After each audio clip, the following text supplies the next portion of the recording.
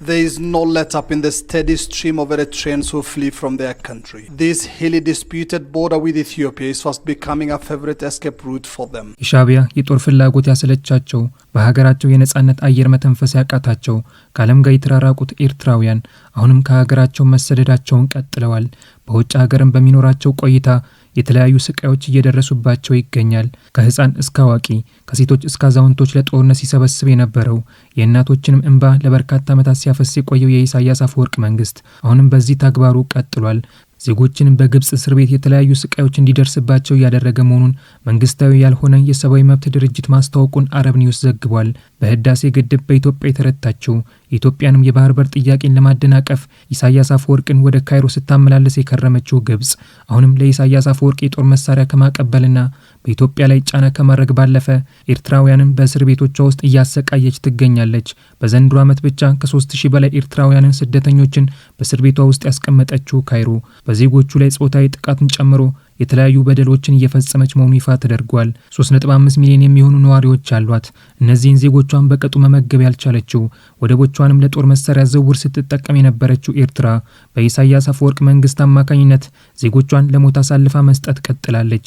Salam is the girl at the back in white and orange, tense and silent. The prison was awful. We knew nothing. Where we were for how long.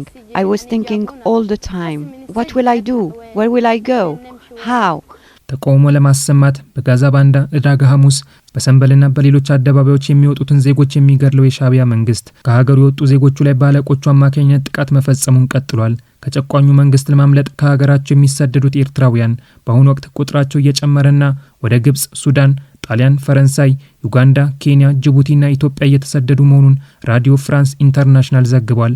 መንግስታዊ ያልሆነው ሂዩማን ራይትስ ኮንሰርን የሰብአዊ መብት ድርጅት በግብጽ እስር ቤት ውስጥ የሚገኙ ኤርትራውያን ሙቁሃና በመርዛማ ንጥረ ነገሮች የተለያዩ በደሎችና ስቃዮች እየተፈጸመባቸው እንደሆነ ይፋ አድርጓል። በካይሮ እስር ቤት ውስጥ ከሚገኙ ኤርትራውያን ውስጥ አንዳንዶች በተባበሩት መንግስታት የስደተኞች ኤጀንሲ ተመዝግበው የነበሩ እንደሆነ ድርጅቱ አስታውቋል። የኢሳያስ አፈወርቅ ጭቆናን ሸሽተው ወደ ሀገሯ የመጡትን ኤርትራውያንን በየእስር ቤቶቿ ውስጥ እያሰቃየች ያለችው ግብጽ እስራኤል በፍልስጤማውያን ላይ የምትፈጽመውን ጥቃት የዓለም አቀፍ ሕግን የሚጥስ እንደሆነ ክስ ስታቀርብ ታይታለች።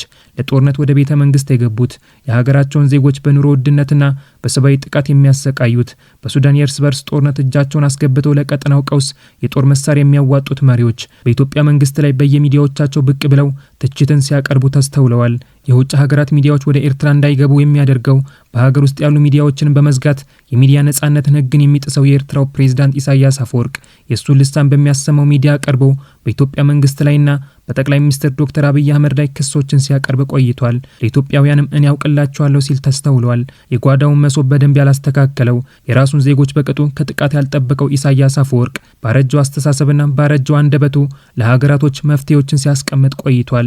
ያረጀውን የኢሳያስ አስተሳሰብ የሚደግፉት መግለጫዎችንም እያወጡ ላለቃቸው ያላቸውን ክብር የሚያሳዩት የአስመራ መሪዎች ኢትዮጵያ በውጭ ሀገራት ለሚገኙ ዜጎቿ ከለላ እንደምትሰጥ አልነገሯቸውም። በእስር ቤት የሚሰቃዩ ዜጎቿንም ወደ ሀገራቸው እንዲመለሱ ማድረጓን ሹክ አላሏቸውም።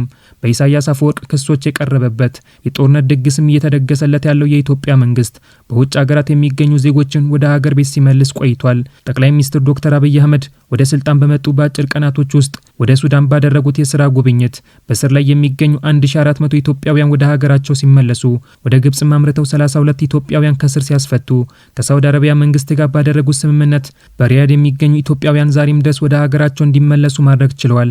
ከዚህ ባለፈ በሊቢያ ህይወታቸው ያለፈ ኢትዮጵያውያን አጽማቸው ወደ ሀገር ቤት እንዲመለስ አድርገዋል። የኢትዮጵያ መንግስት የሚሰራው ተግባር አይቅርብኝ የሚለው በአስመራ ተቀምጦ በጎረቤት ሀገራቶች ላይ እንዴት ግጭት መቀስቀስ እንዳለበት ምክር ለመቀበልና የጦር መሳሪያ ለመሸመት ካይሮ የሚከትመው የሻዕቢያ መንግስት ይህንን ማድረግ ተስኖታል።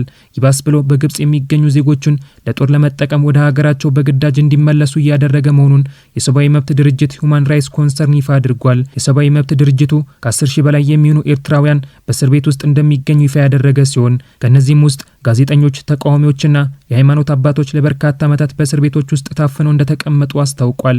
የፈላ ውሃ በሰውነታቸው ላይ እየፈሰሰባቸው የሚገኙት ጾታዊ ጥቃት የተፈጸመባቸው ያሉት በግብጽ የሚገኙ ኤርትራውያን ስደተኞች የሕክምና እርዳታ እንዳያገኙ መደረጉንም ድርጅቱ በሪፖርቱ ላይ አመላክቷል።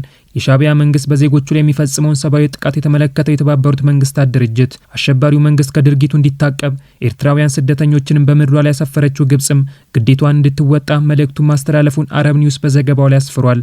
በሀገራቱ ላይ ማስጠንቀቂያ መልእክት ያስተላለፈው የተባበሩት መንግስታት ድርጅት ዓለም አቀፍ የሰብአዊ መብት ድርጅቶችም ሁኔታውን እንዲከታተሉ ጥሪ አቅርበዋል። የፍልስጤማውያን መብት መከበር እንዳለበት የምትከራከረው ግብጽም ሆነች በምስራቅ አፍሪካ ለሚገኙ የሀገራት መንግስቶች መልእክቶችን የምታስተላልፈው ኤርትራ ዓላማቸው ምንና ምን እንደሆነ በሪፖርቱ ተመላክቷል። ኤርትራውያንን ለሞት መመጽወት፣ ቀጠናውን መረበሽ ዋነኛ አጀንዳቸውም እንደሆነ ታውቋል።